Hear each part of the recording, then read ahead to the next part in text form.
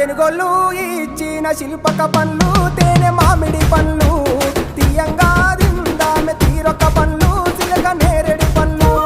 కాబోళ్ళు ఇచ్చిన మక్క కంకులు అవి పాల కంకులు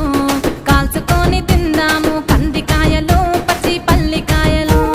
గుజారి గుజారి మామిళ్ళ కిందో నల్ల మామిళ్ళ కింద కుసుమరోళ్ళేసిన కుందన బొమ్మ అది కుందన బొమ్మ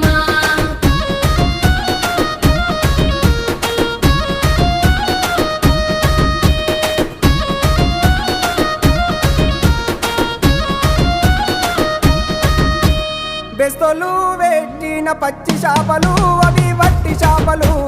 కమ్మంగా తిందాము